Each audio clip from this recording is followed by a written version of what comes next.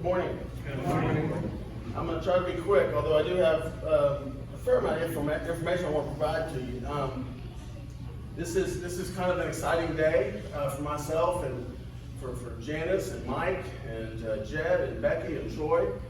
By the way, I will just echo Janice's comment. I mean, these people, we have worked really hard.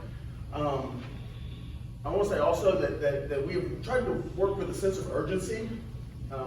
We were willing to take as long as we needed to take to get it right, but we were also cognizant of the fact that COVID has been devastating in a lot of ways, and I think our church, relative to others, is in a good place. But nevertheless, COVID has done a number on a lot of churches, and we felt like from the beginning, when we started in August, that there would be a sort of a post-COVID window of opportunity for this church and really all churches to sort of bring people back and come alive again in the community. And as a committee, if it was possible, we didn't want to miss that opportunity, right? We felt like, and of course, who knows when that window will be. But maybe that window is maybe late spring, summer, fall. And so if it was possible, we wanted to be able to take advantage of that for our church. And so we worked with a sense of urgency.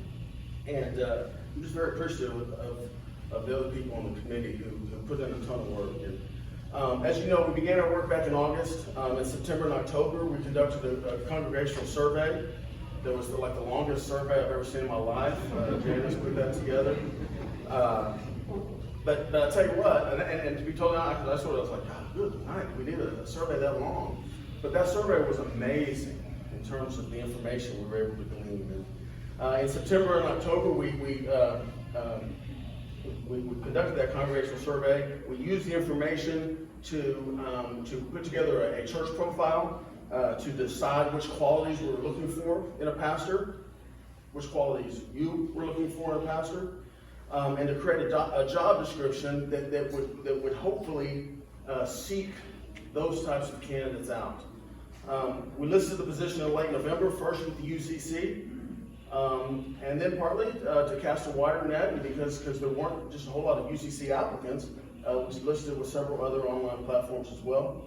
Reviewed almost 60 applications from individuals from all kinds of denominations throughout the country. We began conducting interviews in January. In early February, we selected 5 finalists. One from the UCC, Reformed Church in America, United Methodist Church, Lutheran Church, and non-denominational pastor. We narrowed the list down to 3 in late February. And in mid-March, our committee unanimously and enthusiastically selected a finalist.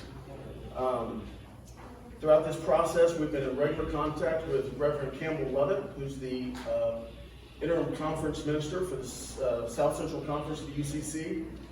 And I will just say, Reverend Lovett is a gentleman of the first order.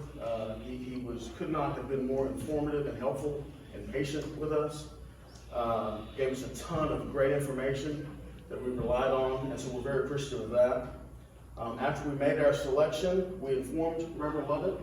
He looked the candidate up, familiarized himself with the candidate and their credentials, and on March 21st, acknowledging the UCC's longstanding policy in favor of local church autonomy, gave his formal approval to our committee of our finalists on behalf of the South Central Conference. As Janice mentioned, there's going to be a congregational meeting on April 18th, a regular quarterly meeting. And so I want you to be patient with me here. We're going to keep the candidate's identity under wraps just a little longer until we get through that meeting. We want to make sure that we have our ducks in a row before we sort of put it out there and it become public in this congregation and potentially in the candidate's current congregation. But that stuff will be on the agenda for the quarterly congregational meeting on April 18th. Until then, let me just say this. On behalf of myself and the others, we cannot wait for you to meet this candidate. Actually, what I've got written there is that we cannot wait for you to meet her. You did hear that correctly. I did say her.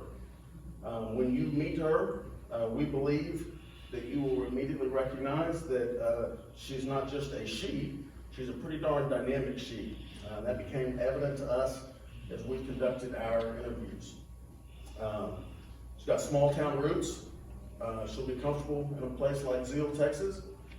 We after the first interview, we thought, she'd be as comfortable at the cattle auction as she would be at Starbucks.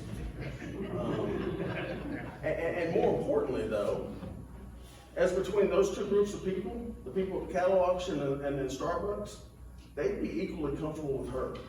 And so that really impressed us. We think she's a home run candidate. She wants to move her family to this community. She knows this area. She graduated from TLU undergrad. She has impeccable credentials and professional experience. She served successfully in San Antonio at a large church and at a small church. And she really hits the points that were identified in that congregational survey. I'm almost done, I promise. But people said that they wanted a sincere personality, a sincere person who would minister to all ages, but they also want somebody who's outgoing. And we believe that this person is very sincere, but also sort of has the gifts to actually be able to minister effectively to all ages in this congregation. We believe this pastor is a true spiritual leader.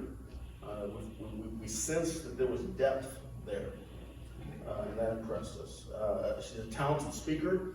As Mike Schulte put it, she preaches straight from the Bible, and that impressed us. Lastly, she's committed to helping us really sort of move forward in that post-COVID window, helping us create a strategic plan for the future while preserving our history and traditions, helping us to guide us as we solidify our beliefs and identity, helping to spur a reawakening of our spiritual engagement here at Redeemer. And then lastly, and maybe most importantly, sort of renewing Redeemer's place in this community as a relevant and vibrant witness for Christ. And so I just can't emphasize enough that our excitement. I think if you'll visit with the other folks, just pull them aside or send them an email. I would encourage you to do that. I think that they would reveal their excitement as well. If all goes well, she'll conduct our worship service on May 16th. And if the congregation approves her, then she will begin preaching sometime in the summer. So I thank you for your patience. And again, I thank the Padres on the committee, and we're excited about the future at Redeemer United Church. Thank you.